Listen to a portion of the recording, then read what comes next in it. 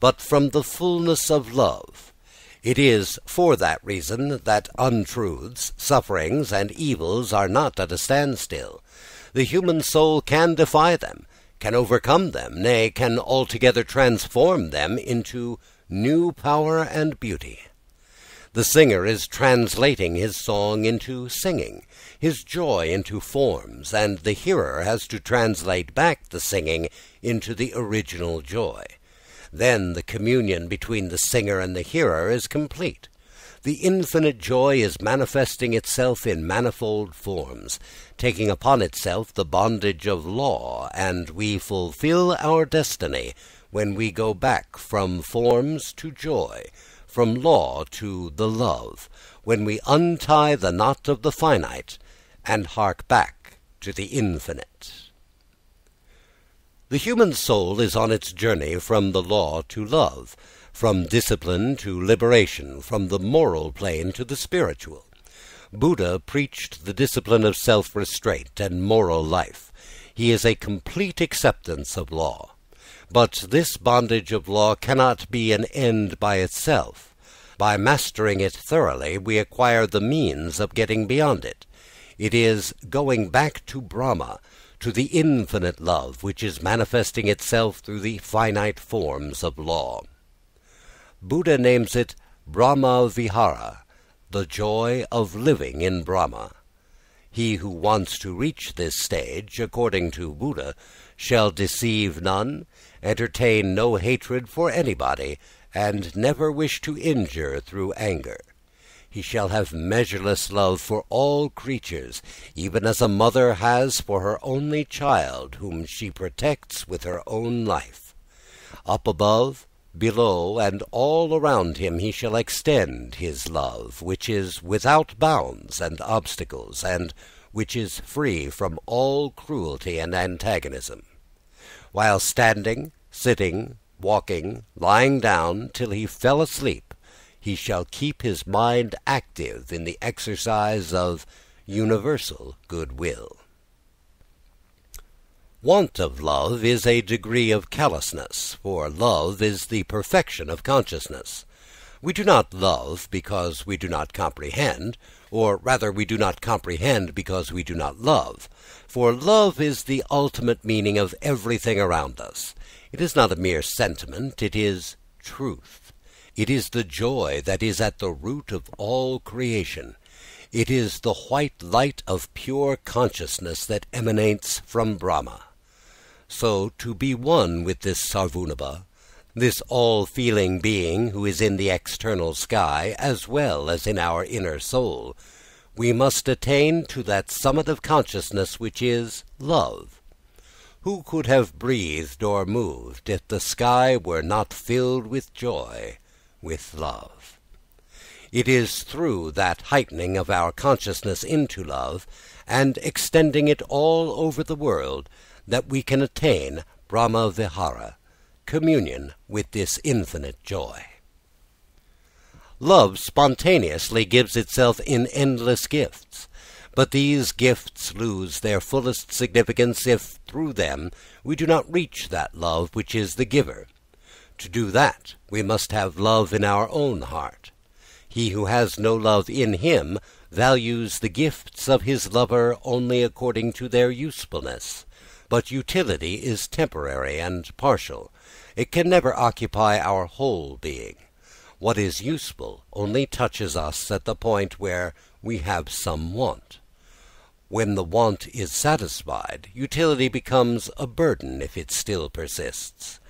On the other hand, a mere token is of permanent worth to us when we have love in our heart. For it is not for any special use. It is an end in itself.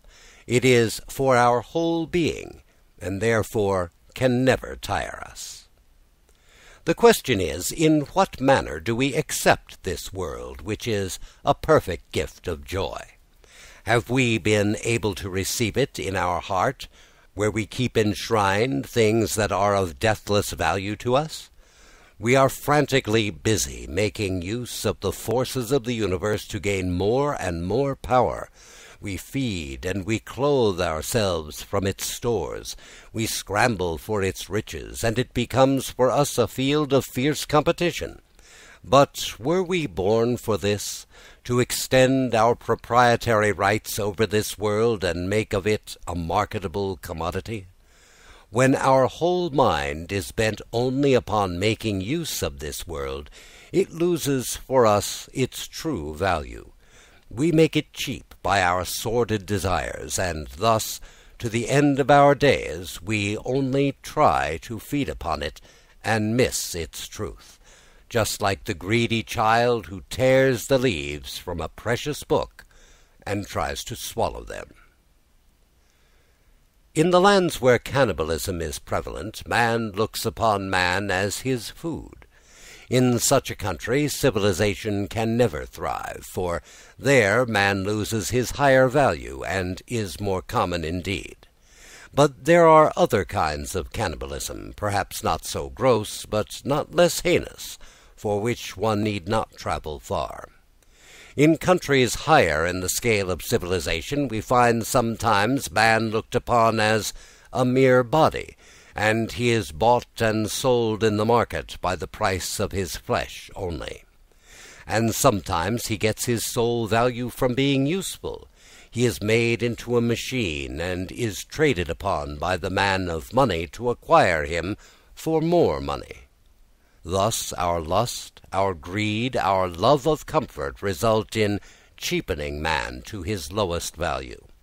It is self-deception on a large scale. Our desires blind us to the truth that is there in man, and this is the greatest wrong done by ourselves to our own soul. It deadens our consciousness, and is but a gradual method of spiritual suicide. It produces ugly sores in the body of civilization, gives rise to its hovels and its brothels, its vindictive penal codes, its cruel prison systems, its organized method of exploiting foreign races to the extent of permanently injuring them by depriving them of the discipline of self-government and means of self-defense. Of course, man is useful to man because his body is a marvelous machine, and his mind an organ of wonderful efficiency. But he is a spirit as well, and this spirit is truly known only by love. When we define a man by the market value of the service we can expect of him, we know him imperfectly.